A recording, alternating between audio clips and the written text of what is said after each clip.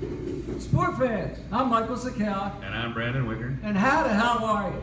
Well, Brandon, we got a special guest on our We're show coming to you live again, once again, from Bellacino's, where we get our pizzas and grinders. Of all grinders. Yes. Well, like I was saying, we got a special treat for everyone out there. We have a special guest, right from Texas, who flew in from Maryland. Friend of the show, great friend of the family. Everyone, please give a round of applause and introduce. So you know we're moving up in the Harris. world when we have guests flying in. Nothing better than that. And you gotta love the colors the man's wearing, This is what I'm talking about. Well, you don't really have to do that, but if you're a Look at Cowboys that, fan. That's what I'm talking about right there. Well, thank you. Glad to be here at the show. So let me take this down so we can share the mic at times. We need to start our... Yes, now, one of the things we do here, Mr. Harris, is we're doing our own protest against the second string quarterback for the San Francisco 49ers. We all stand before every show. We stand for the Pledge of Allegiance. So at this time, sport fans, That would be national everyone, anthem. please rise for the playing of our national anthem.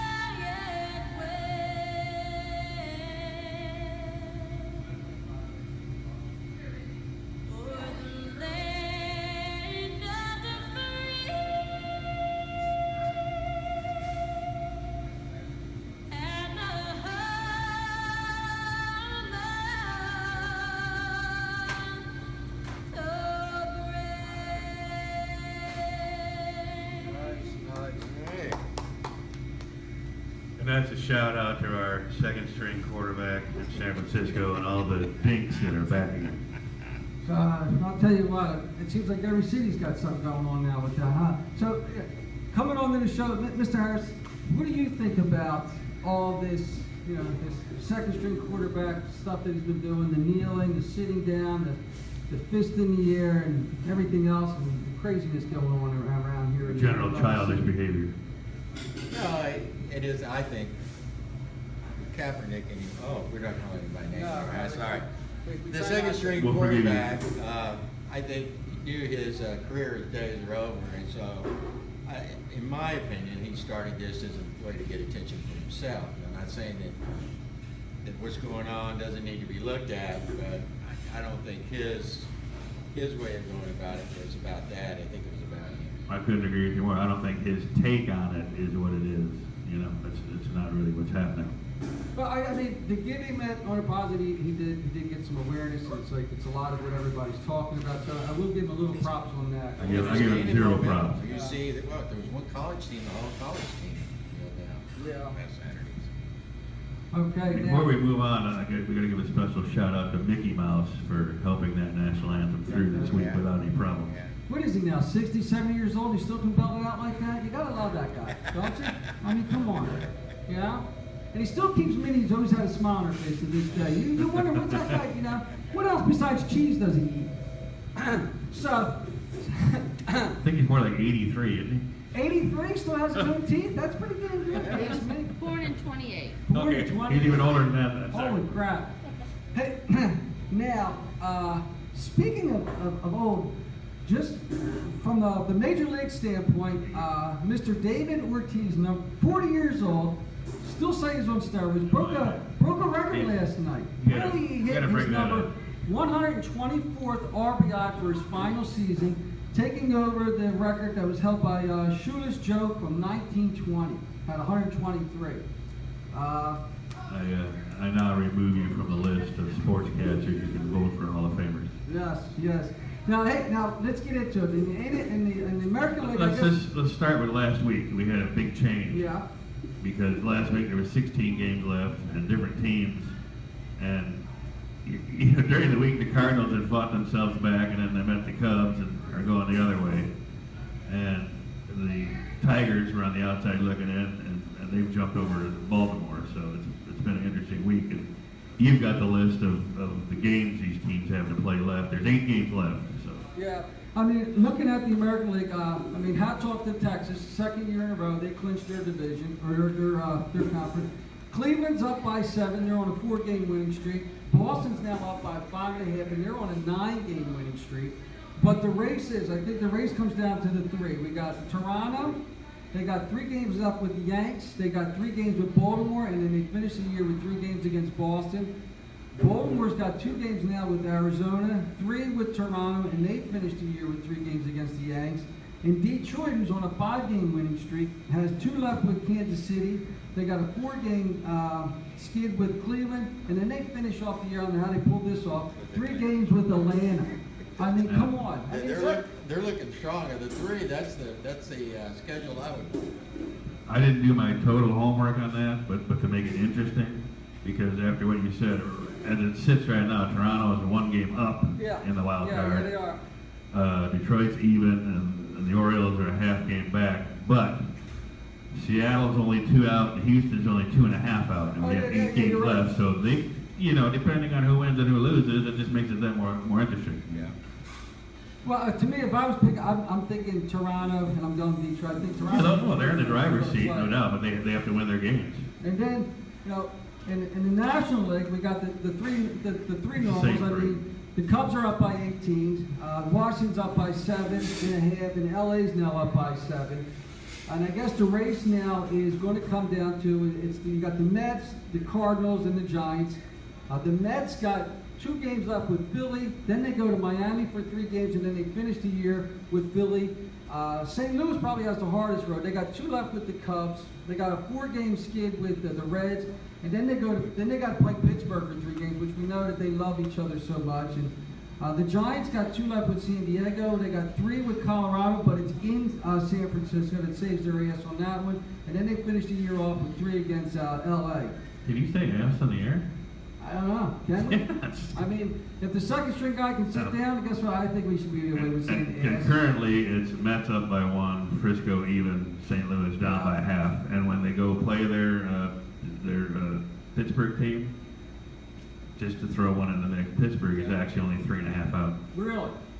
I mean, I keep on saying it. Personally, I'm picturing the Mets in San Francisco playing in New York, and they're going to make that phone call. They're going to call somebody up who happens to have the #1 selling jersey in the entire Oh, here we league. go with Tebow time. Yeah. I Tebow. can't believe it. He may I not should've play in known. the field, but I'm picturing this, people, and You're tell me not- if this doesn't make You're not sense. go there. Your first round playoff game, you already made the announcement you're calling up Tebow. So as of now, seats have been sold out. The entire city now is flocking to that stadium because that's what Tebow does. There's He's times the man. that I don't really Let him believe throw out the he's first a pitch. sports Just let him throw out the enthusiast. first He's more pitch. of Come like on, a think guy about trying to that. generate revenue for a baseball Think team. about that. If you let him throw out the first pitch, the place is going effing berserk. They're going crazy. Now, will he make the pitch? Will it hit the? Will it bounce it? It'll toward bounce the- in. It See, that's what I'm bounces worried about. Will that limp part bounce it into the catcher and piss us all off? But Or, just damn or will he just run and dive at the catcher? Yeah. Either way. I will tell you this though, the Mets, to me, I'm not going by schedule, of course, by the schedule, the way you said it to me, that sounded like the easiest one, but I think they have the hardest road to hoe if they get in, just because of the decimation to their pitching staff. Their Oh, yeah. pitching staff is. If they had those guys back and healthy, they would scare me, but they really don't right now. Well, earlier this morning, Mike, like you were saying, you know, with the Nationals, they always seem to flounder. I mean, you got the Cubs. I mean, what do you think? Who's going to make it through? I mean, at the end of the day, we kind of have an idea of who's going to be in the playoffs, but who's going to do what in the playoffs? Well, and that's the question. I mean, if you look at it on paper, I think the Cubs are by far the best team. But We all they're a know paper young doesn't team play. and they've never been in the playoffs. Yeah. How are they going to respond? I mean, the Nationals for several years have looked like the best team in their division, one of the best in the National League, but they fall apart or they Yeah. just don't perform when they get into the playoffs. Yeah. So I think it's anybody's game, but you have to like the Cubs' chances. To your point about the Cubs, like not being there, that could be a help in some way because Yeah. they don't know what they're doing if they're Right. losing. I mean, They're just playing yeah, games they're and just having playing fun. baseball, which is what it's all about. Yeah, well, you figure because they're so young, they don't know anybody. You're right. And by no means am I giving it to the Cubs just because they're there. And they, by the way, did you see that part? They won the most games ever they have in a season since 1945. Yeah, well, I mean, I track you on Facebook But- every 5 minutes. Cubs win, Cubs win. So yeah, I see your post. I only do it when they play and win. But anyway, Which is every freaking day. by no means are the Cubs. I mean, I would love to see it, but I'm not saying the Cubs are going to win. I do. I think at the end of the day, Boston that- Chicago series would be awesome. That's what he wants. That's what he's I'm for. saying the baseball gods, they want Boston and they want the Cubs. We want the 40-year-old who's not taking steroids up against the Cubs. Once again, that's him playing marketing man, Ah. not baseball, marketing.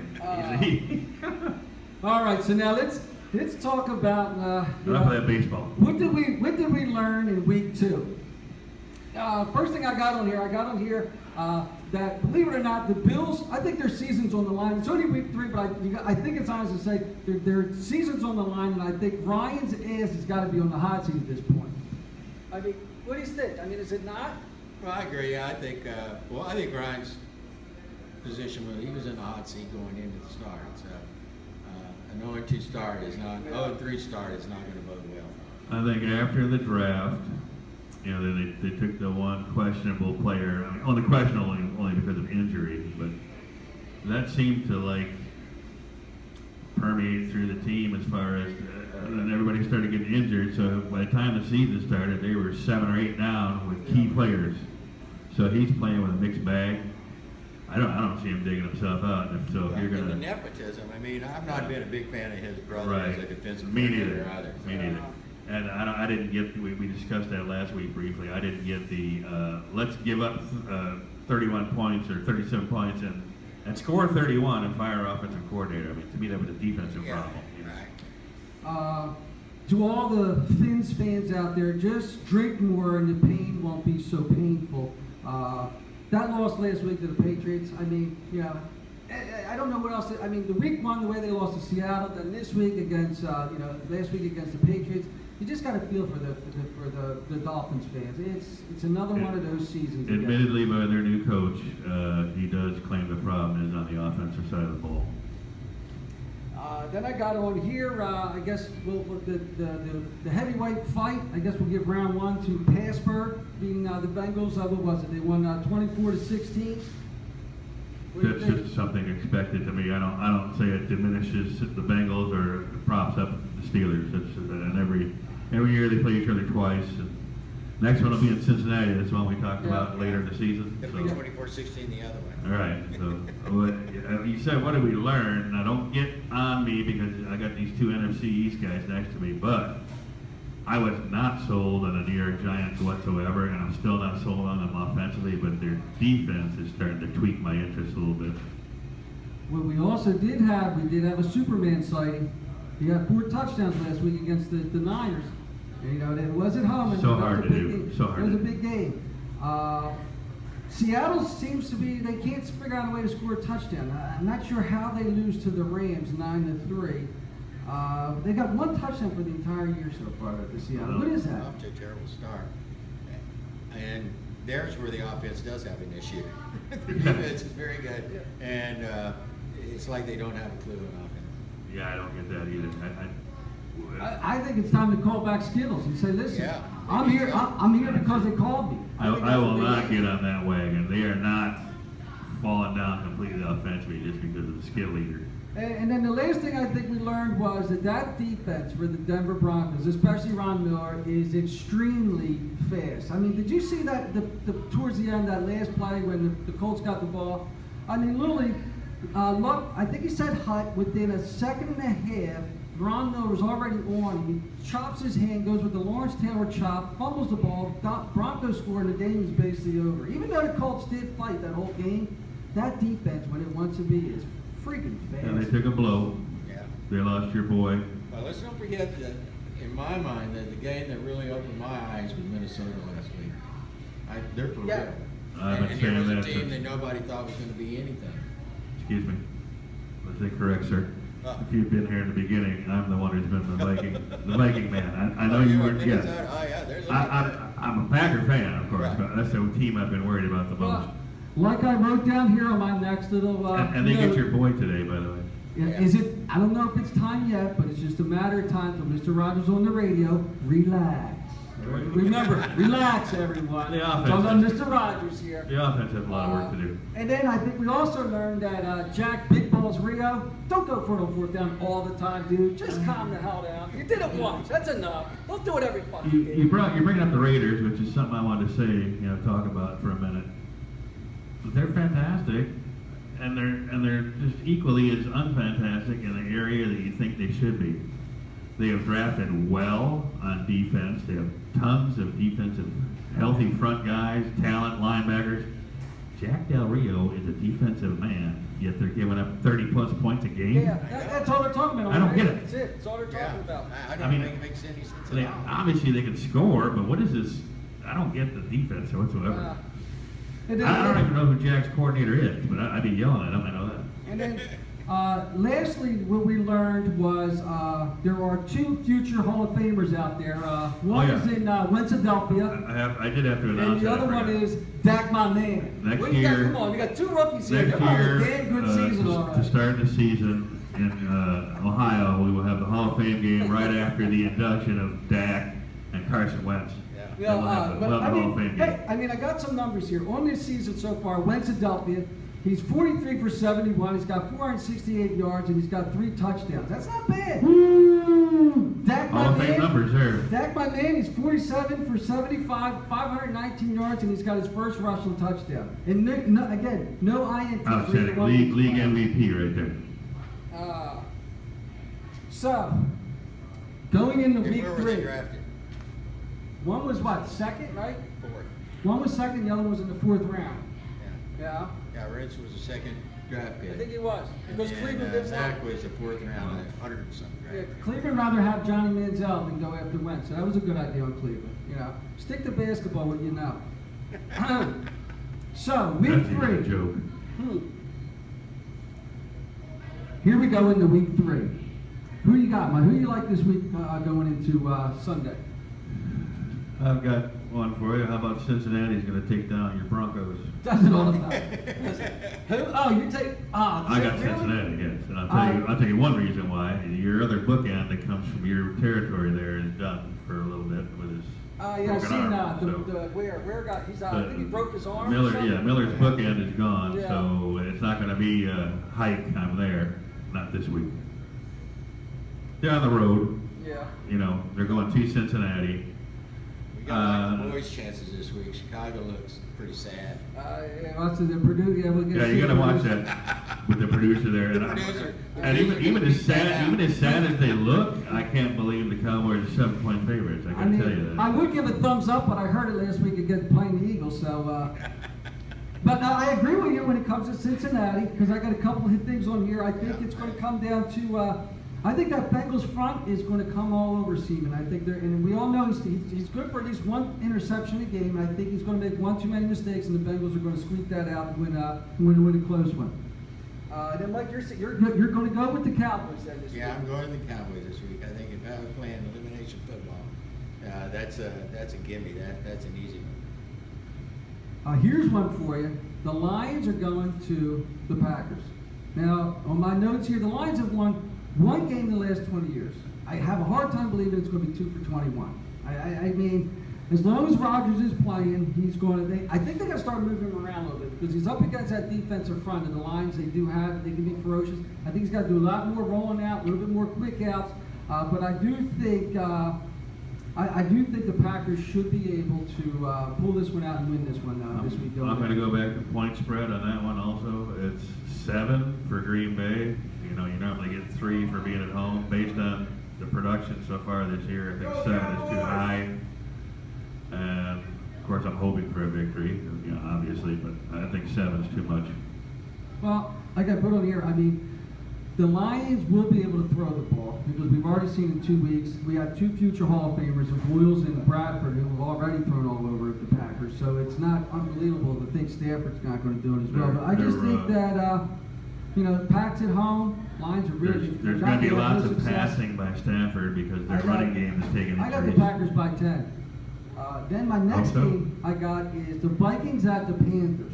What do you guys got with that? I think that's going to be the game to watch this week. Again, go ahead, but Carolina's by 7.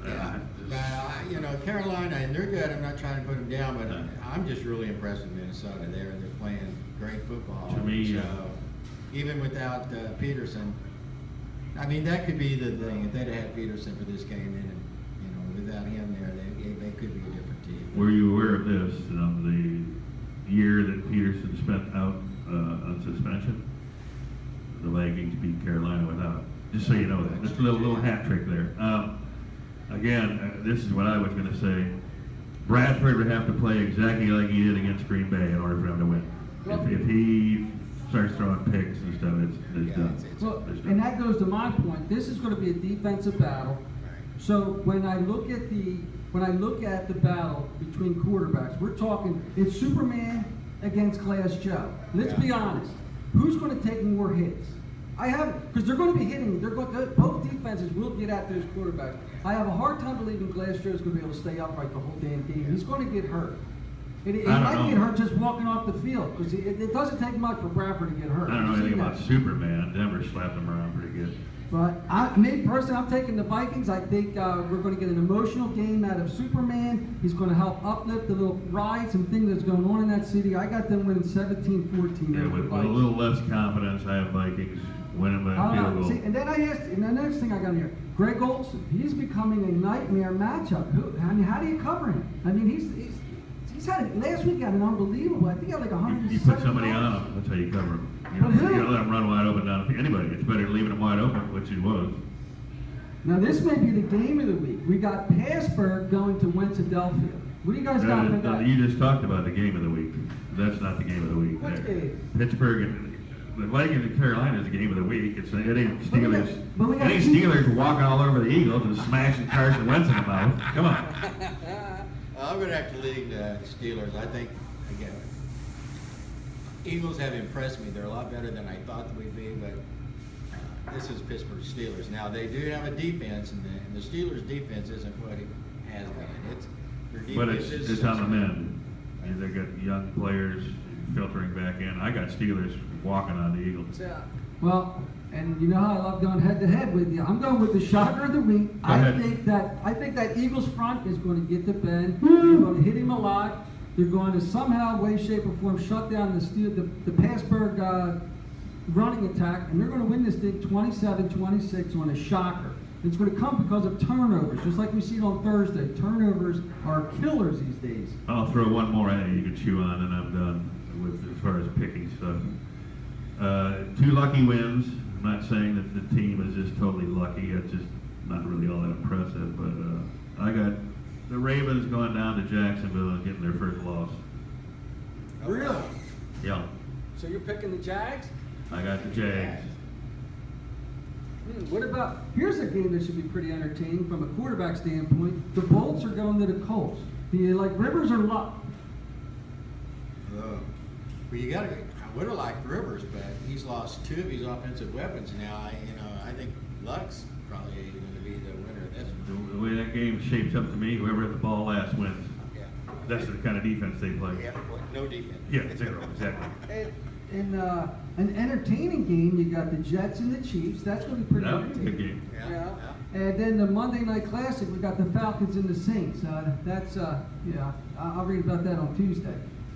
They don't really do much for me, either one of those games. No, that's not a very exciting game. Not a good matchup. Now we'll finish this off with our college football, and I guess let's go to probably the biggest game on Saturday coming up. We got Wisconsin going to Michigan State. Please don't embarrass me today. What do you think? Who are you taking on this one? Well, I think both of them, in my opinion, in the Big Ten are the unknowns. Either one of these teams can come out of the Big Ten, play spoiler and steal the show. So this is going to be a good matchup. Whoever wins this one is going to be the team to watch out for. I'm going to have to lean towards Michigan State just because they're at home. Yeah, it's a close game. I just have to do Wisconsin because I'm from there. But yeah, if Michigan State wins this game, that helps them out tremendously. It keeps them in the mix till near the end of the season. It just does everything. Yeah, I think with college, home field's such a big deal. I would go. I'm thinking about State myself. How about the Florida going to Tennessee? Do you think Tennessee finally lives up to all this hype we're hearing about? They can never beat Florida. Got it? I don't know. I'd like to see. I'm not a Florida fan, so I'd like to see Tennessee take them out. No, don't get me wrong. I'm not a Florida fan. I'm saying You're just looking at it from a every time they go to Tennessee. I mean, even Peyton Manning couldn't do it. His little brother did, but he couldn't.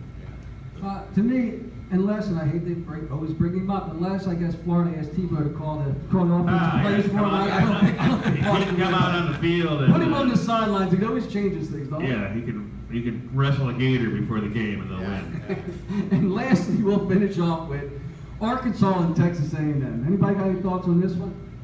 It's a good game. I think A&M has the advantage.